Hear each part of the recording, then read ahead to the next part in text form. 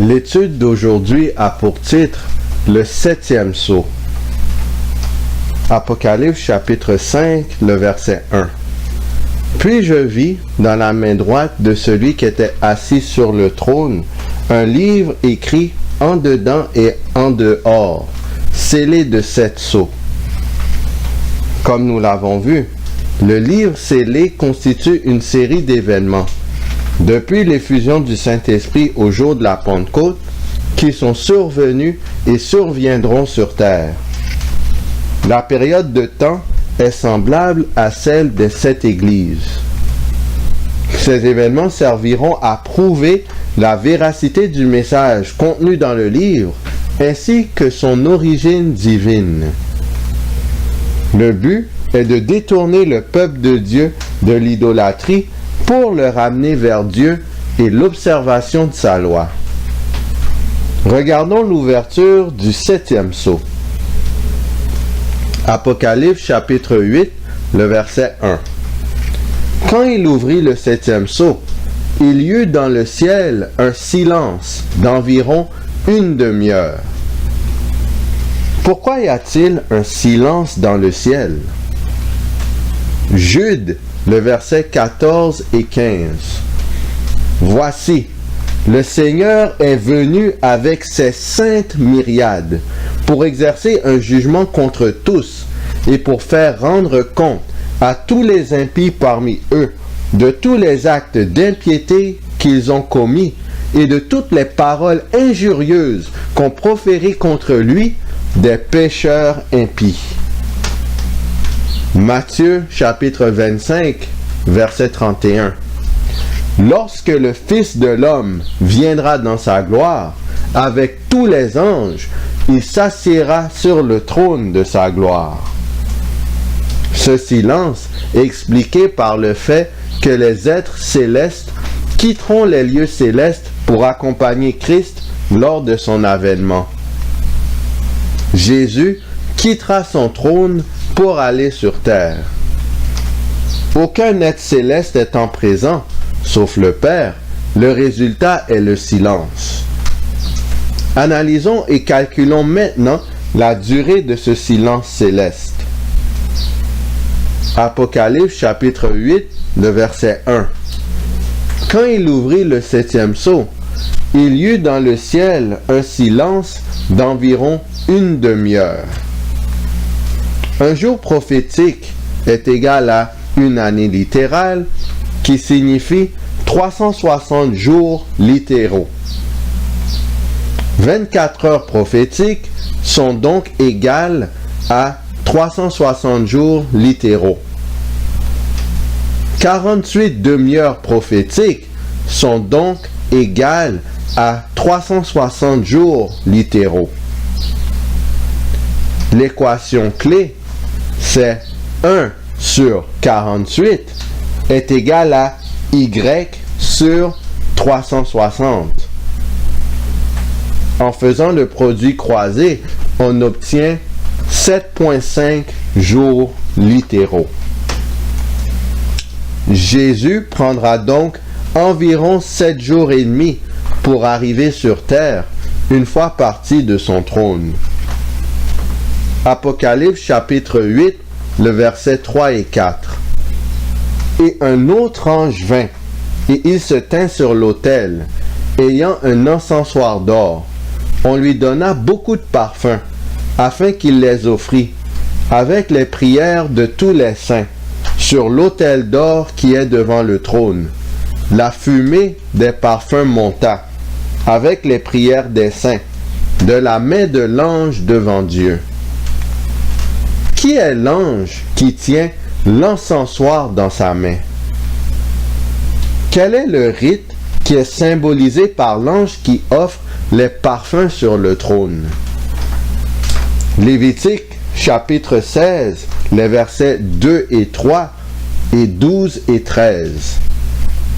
L'Éternel dit à Moïse, « Parle à ton frère Aaron, afin qu'il n'entre pas en tout temps dans le sanctuaire, au-dedans du voile, devant le propitiatoire qui est sur l'arche, de peur qu'il ne meure, car j'apparaîtrai dans la nuée sur le propitiatoire. Voici de quelle manière Aaron entrera dans le sanctuaire. Il prendra un jeune taureau pour le sacrifice d'expiation et un bélier pour l'holocauste. Il prendra un brasier plein de charbon ardent ôté de dessus l'autel devant l'Éternel, et de 2 poignées de parfum odoriférant en poudre. Il portera ces choses au-delà du voile. Il mettra le parfum sur le feu devant l'Éternel, afin que la nuée du parfum couvre le propitiatoire qui est sur le témoignage, et il ne mourra point. Un autre mot pour encensoir est brasier. Ce qui est décrit ici est une partie du rituel de l'expiation du sanctuaire. Le souverain sacrificateur se rend dans le lieu très saint avec un brasier ou un encensoir.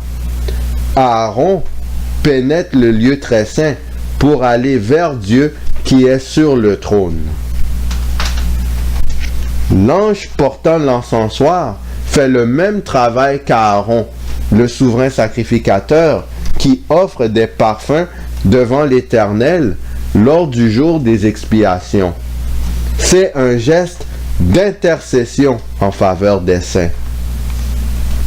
Vu qu'Aaron, en tant que souverain sacrificateur, représente Jésus faisant l'intercession dans le sanctuaire, l'ange décrit dans l'Apocalypse est nul autre que Jésus-Christ.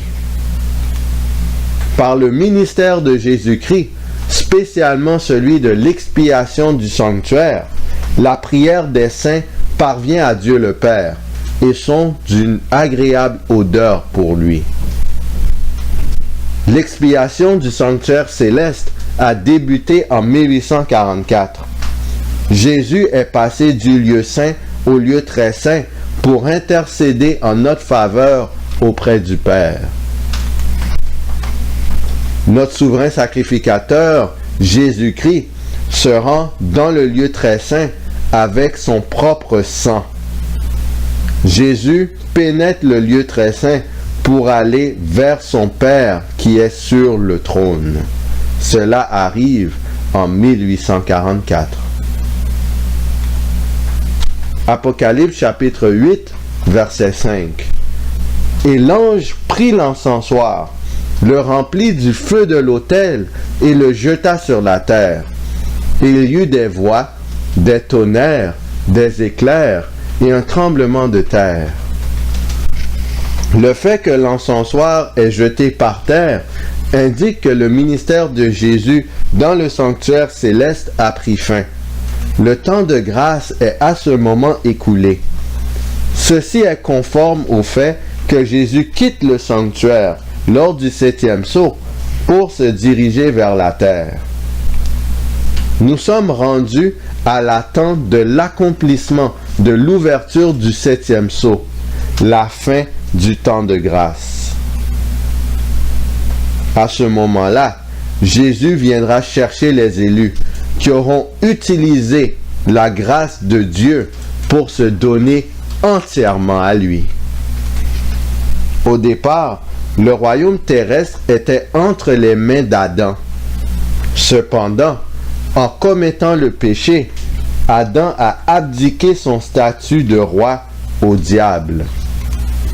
En vertu de sa victoire à la croix, Jésus a repris la royauté terrestre des mains de Satan. Ainsi, au jour de la Pentecôte, Jésus fut couronné le roi du royaume de grâce. Lors de son couronnement, il reçut le livre scellé de 7 sceaux. Les 6 premiers sceaux du livre ont déjà été rompus dans le ciel par Jésus-Christ. Or, lorsque le 7e sceau sera rompu, le livre sera entièrement ouvert. À ce moment, le royaume et le temps de la grâce prendront tous les deux fin. Jésus établira le royaume de gloire qui n'aura pas de fin.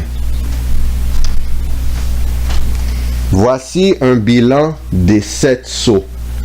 Le premier sceau est de l'an 34 à l'an 100. L'évangile est prêché à tout le monde connu. Paul déclare que toute créature sous le ciel a entendu le message.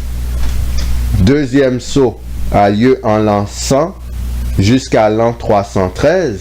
C'est une période de forte persécution romaine et il y a le décret de tolérance émis par Constantin en 313. Le troisième sceau s'étend de l'an 313 à l'an 538. L'Église devient populaire. Il y a une grande influence du paganisme dans l'Église. Constantin tente d'unir l'Église et l'État. Le quatrième sceau s'étend de 538 à 1517. La papauté prend le pouvoir en 538. C'est l'union de l'Église et de l'État accomplie.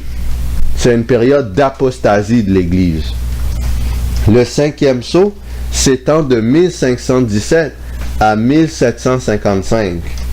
Il y a un encouragement donné aux martyrs durant la persécution papale, notamment durant les inquisitions. Ils sont considérés par Dieu comme des vainqueurs.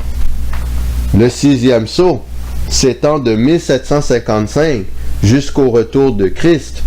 Il y a des événements marquants comme le tremblement de terre de Lisbonne le 1er novembre 1755, l'obscurcissement du soleil le 19 mai 1780, la lune qui devient rouge comme le sang le 19 mai 1780, la chute d'étoiles de 1799 à 1864.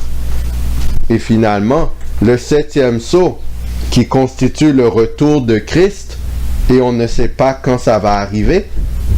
Le livre scellé de 7 sceaux est entièrement ouvert. C'est la fin du temps de grâce. Jésus prendra environ 7 jours et demi pour arriver sur terre lorsqu'il quittera son trône pour chercher les saints et établir le royaume de gloire. Sur ce, qui allons-nous choisir? Choisissons-nous l'agneau de Dieu qui ôte le péché du monde? Choisissons-nous son royaume de gloire? Ou est-ce qu'on choisit le serpent, appelé le diable et Satan, celui qui séduit toute la terre, qui est prince de ce monde de ténèbres? Est-ce qu'on choisit le royaume de ce monde voué à la destruction?